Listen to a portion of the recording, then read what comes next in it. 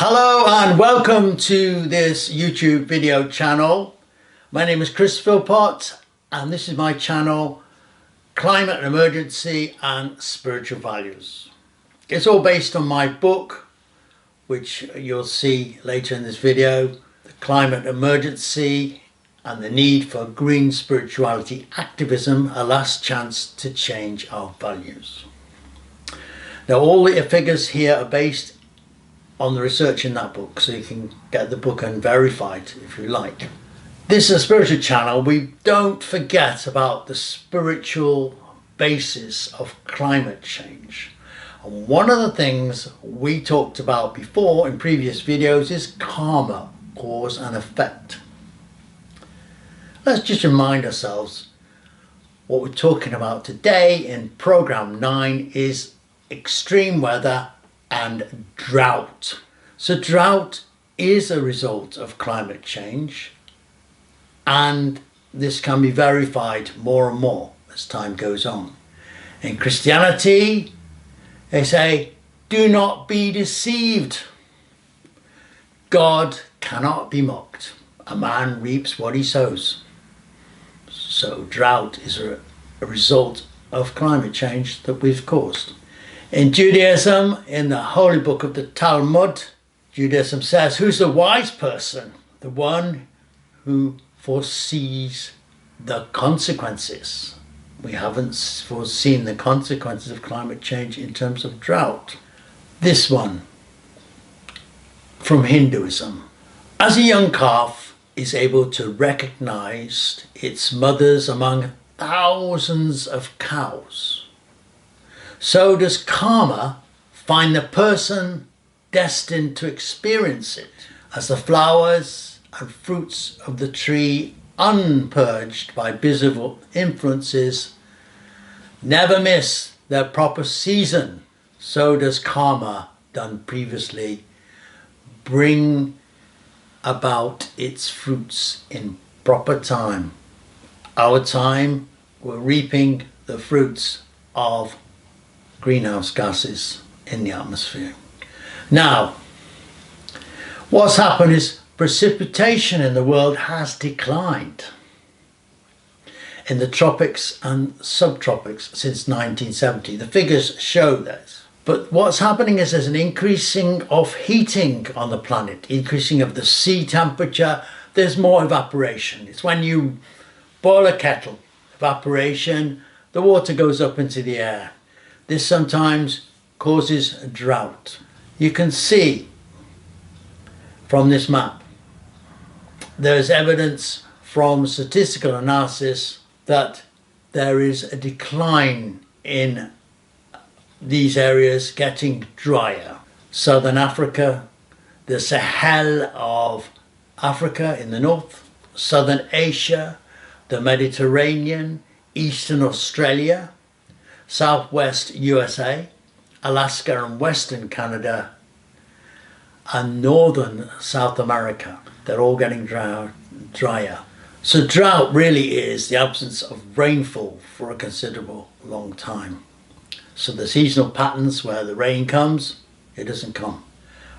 We can see from these series of photographs, there's a sequence that occurs. We all need water.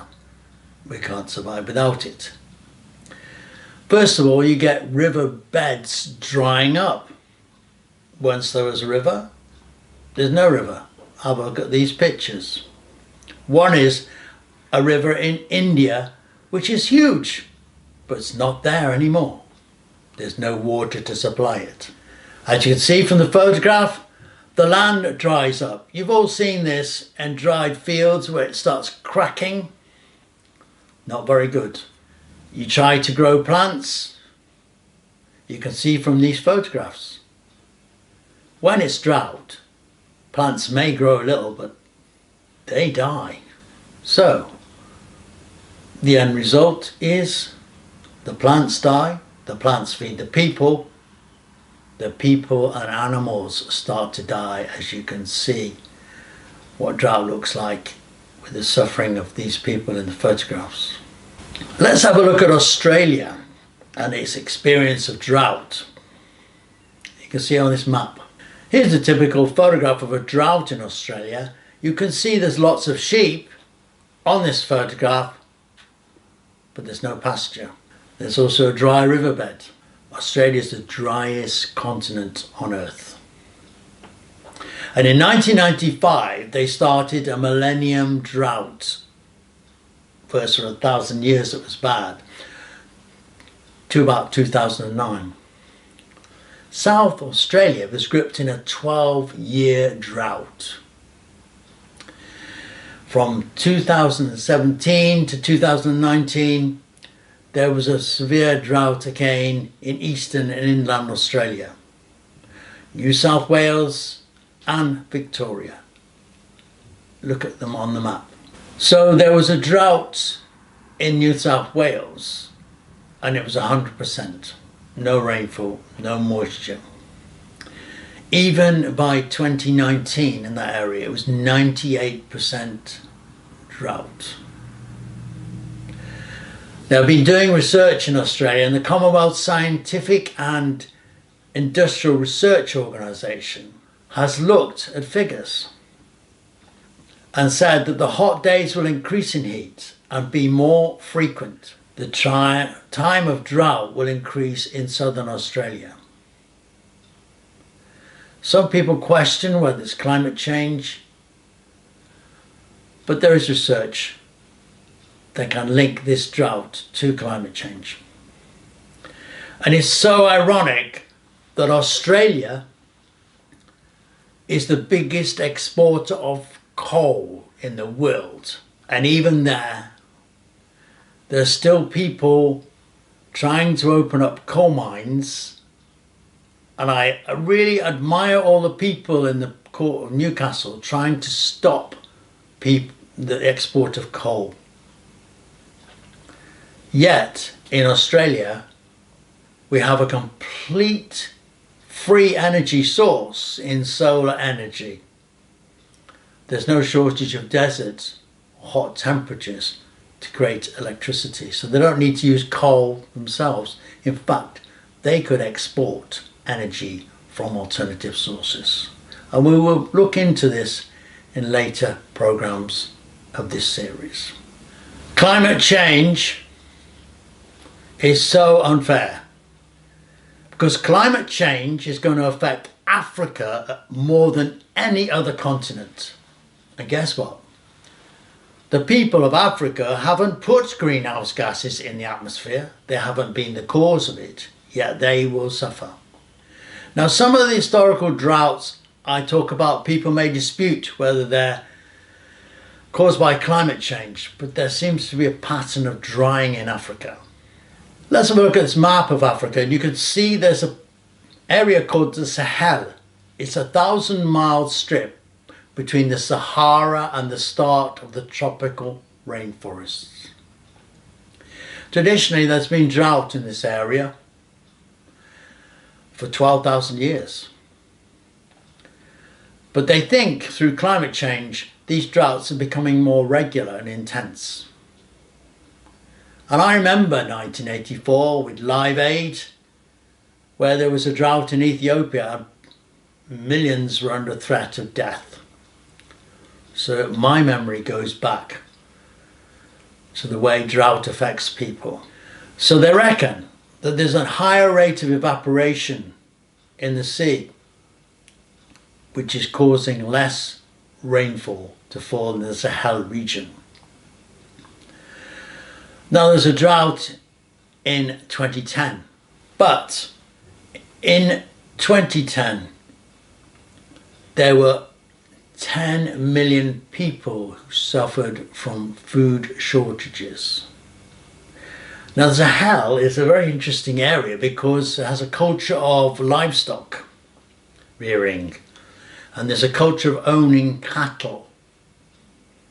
They're very important to people. The trouble is they overstock because they have too many and the soils are degraded. So if you have drought and you've got a dry soil, it causes problem. So crops die because of no water. People are thirsty and they try and find water, and cattle die. So the wealth of the people who own cattle that gives them milk, food, it's gone. In 2010, in Niger, there was the country of Niger, 7 million people, or half the population, faced food shortages. For 3.3 million of those people, it was very severe food shortages. It's difficult to explain the suffering that people experience through drought, the hunger, the thirst, and also what happens is people have to move to find food and water, so that you've got a lot of people moving as refugees. Now, in 2011, in the Horn of Africa, as you can see from this map, Somali, Djibouti, Ethiopia, Kenya, Uganda, there was a severe drought. You can see the map of this drought where the temperatures were very high. So what happened? There was a lot of people dying. They couldn't get food in fast enough, and the UN declared a famine for the first time in 30 years. There were estimated deaths between 50,000 and 260,000, and about 10 million in the drought in 2000, went on to 2011 into 2012. We don't know how many people died. In Sahel, again, this broad region of 1,000 miles across, there was another drought in 2012, and 18 million people in 9 countries were affected. 1 million children had their lives at risk. What happens is, as I say, it completely disrupts people's lives. They move to find water. If they can't find water and food, they move, and people end up in refugee camps. Now, drought doesn't just affect areas which are dry anyway. Brazil has had drought. You see on this map. Now, we've talked about the importance of the Amazon rainforest. It stabilizes the climate. It gives us it's the lungs of the world. Gives us carbon dioxide, takes in carbon dioxide, gives out oxygen. It takes out estimated 1.5 billion tons of CO2 out the atmosphere every year. So it's a service to our world for the excess CO2 that we produce. But in 2010, there was a drought, and 1.1 million square miles were affected. And this was caused by the high sea surface temperature in the Atlantic. More was going up in evaporation than landing on the Amazon. The trouble is, the effects of the drought last quite a long time afterwards. And trees rot, and there's an estimate that eventually from that 2010 drought, they may release up to 5 billion tons of CO2 with rotting trees. Don't forget, those trees are lost, and there won't, if there's none to replace them, there'll be less CO2 taken up and less O2 given out by these trees. There is a thing we've talked about in the past called the tipping point, where things get so bad, there's no return. It's like a cycle. Like we talked about permafrost, creating more methane, creating more permafrost going, and round it goes. Well, they reckon that instead of the Amazon being the sink of carbon dioxide, it could actually produce carbon dioxide, you know. So it'll be a tipping point. And Bolsonaro, in his efforts to burn forests, he's not a good man to be in charge because I don't think he understands the ecology of the situation. So people are worried about the Amazon drying out. It'll have a vast effect on our world if it does. Let's go on to China. Have a look from this map. China. China's got a very large population, and I don't think people are aware that there's not a lot of agricultural land, and there's certainly not a lot of water for the population. There are areas of China that are really desert. Even in the Beijing Olympics, they were worried when they had the Olympics that sand would be blown into the city from the deserts surrounding them, further out. So, if there is a drought in China, it could cause a lot of political instability. And if there's a drought in China, it could cause starvation somewhere else, because China has money. So if they're short of food, they'll buy on the world market, which puts the price up, which means poorer countries can't buy the food if they haven't enough to feed their population. Now in 2010-11, there was a drought in northern China. And that's important, northern China. We mentioned it before, with excess heat. It was the worst in 60 years. And in North China plains is where wheat is grown, which is an important crop. And we're looking at a lot of area that was affected. In 2011, 19 million acres were affected by this drought. There were 18 million people short of water, and 11 million livestock short of water. If this happens in the future with climate change, the North China plain could be drying out. And the reason why the Chinese can keep that area of the country growing is because they have a massive input of water by canals, big, huge waterways from the south bringing it to the north. But if there's not enough rainfall, that won't happen. So it is interesting that the Chinese are now on board more for climate change because they're realizing the damaging effect to their political system if there's an environmental breakdown with drought and they can't produce food. So we're hoping in COP26, them and the Americans will lead the way and bring down the greenhouse gas emissions. So we've got poor countries, we've got developing countries, and we've got vast areas of the world that might be affected with drought. There's no doubt there's a connection between drought and climate change. The world heating up, more evaporation, less water pouring on the land. So we look at North America, have a look at this map. Historically, we know about North America's Dust Bowl in the 1930s and John Steinbeck with his Grapes of Wrath book and movement for people in Oklahoma into California. And you remember that classic picture of things being buried in soil. The soil was just blown away. In 2011, Southern Plains and Southwest were hit by a drought. Texas, Oklahoma, New Mexico, Arizona, Southern Kansas, and West Louisiana. And the American Meteorological Society said that the Texas part of this drought was definitely linked to climate change.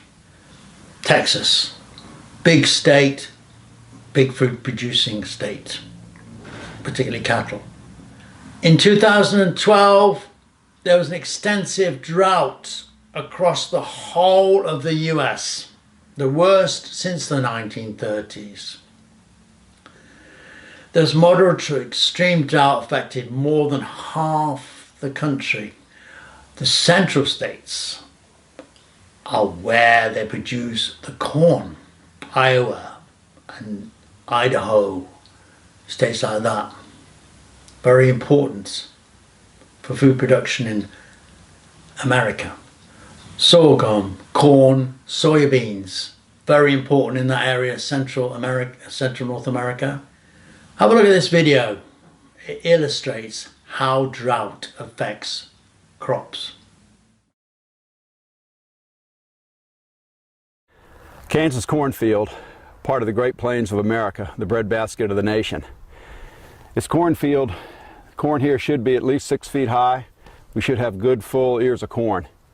Instead, it looks like pretty much a total loss. Corn's been burned. The stalks were stunted a month ago, and the corn ears themselves have very little to them. Drought of 2012 has left its mark on this cornfield. Normally this corn would be shoulder high, in a normal year. This year, as you can tell, it's not going to be anything. It'll be a zeroed out.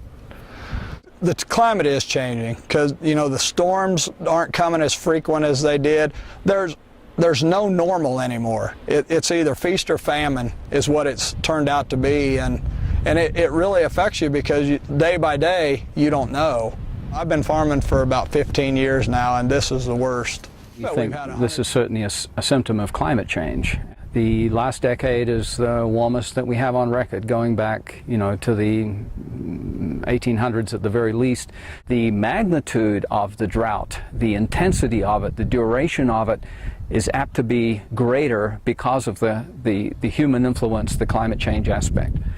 There's clear evidence that climate change is happening in the ways in which scientists have been saying that it would for 20 years now. The projections, 50 years from now into the future, is that we will be seeing a lot more of this, and in many areas the vegetation that currently exists will no longer be viable. We come to California.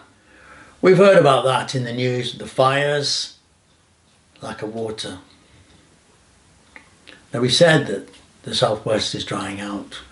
And California, big growing area, Central Valley, the source of that water actually is the snowpack in the Sierra Mountains. And as it's dried up, the weather, there's less and less of it. So if there's drought, it makes it very difficult. If there's a drought in California, you can look at this map. Shows you an illustration of a drought. From 2011 to 2014 was the driest period ever recorded for rainfall in California. In 2015, there was the lowest snowpack in 500 years. The snow melts in the mountains, provides the water. They measured statistically precipitation between 2012 and 2015. And they found it was the driest for 1,200 years. In 2016, 2017, the drought ended.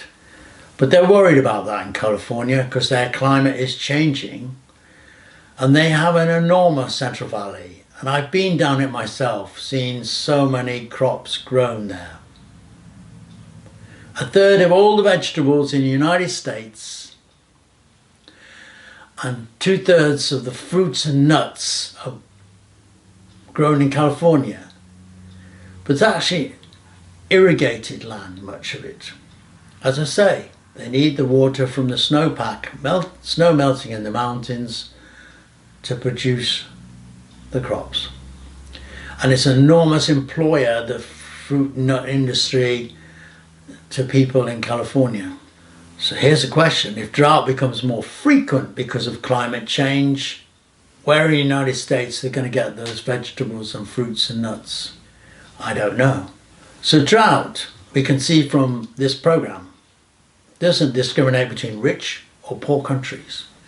But when it comes, it has a really deep effect, more so in poorer countries. We basically need food and water. Drought wipes out the water, wipes out the food. So we face the spectre of malnutrition, and there's horrible photographs of children starving in the future if we don't start cutting our greenhouse gas emissions as soon as possible. We're already bought into the effects of climate change for some time into the future. But that future, in terms of drought, will be far worse for us the longer we delay in cutting our emissions. So I say this is a spiritual channel. We look at moral and ethical issues. Ethically, morally, spiritually. If we're not prepared to see people die in drought conditions and animals die, and it's not just farm animals, it's wild animals as well, we should cut our own emissions and get governments to act to cut their emissions. And we won't have to face such a dire future. Thank you.